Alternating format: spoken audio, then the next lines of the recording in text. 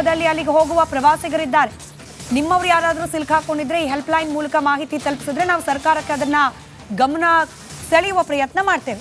ಈಗ ಕೇರಳದಲ್ಲಿ ಆಗಿರುವಂತಹ ಈ ದುರಂತಕ್ಕೆ ತಮಿಳುನಾಡು ಕೂಡ ಸಹಾಯ ಹಸ್ತ ಚಾಚಿದೆ.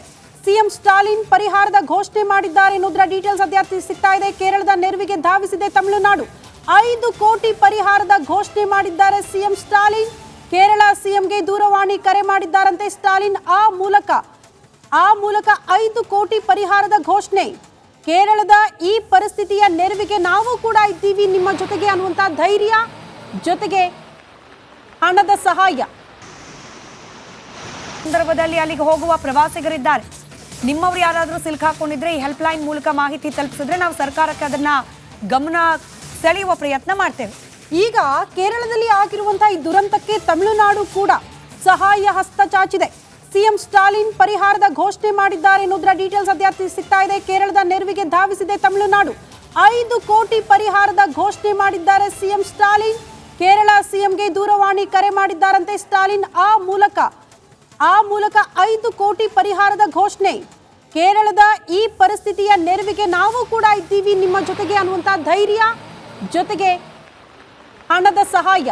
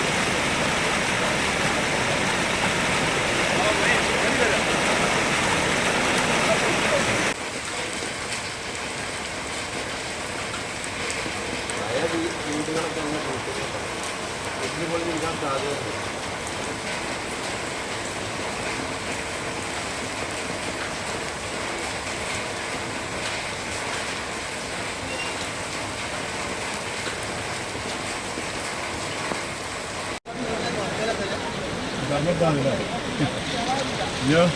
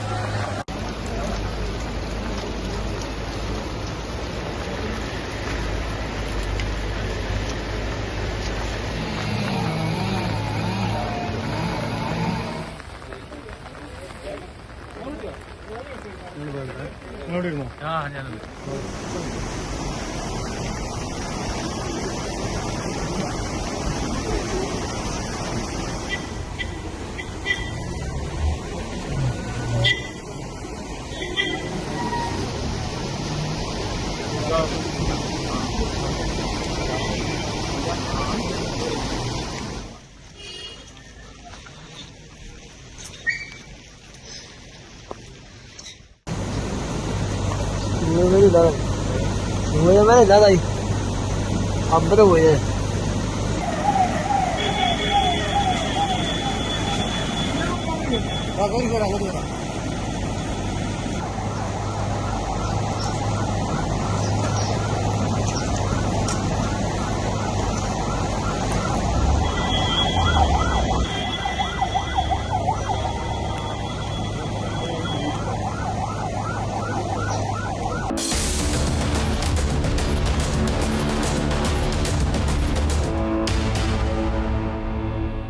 ಸಂದರ್ಭದಲ್ಲಿ ಅಲ್ಲಿಗೆ ಹೋಗುವ ಪ್ರವಾಸಿಗರಿದ್ದಾರೆ.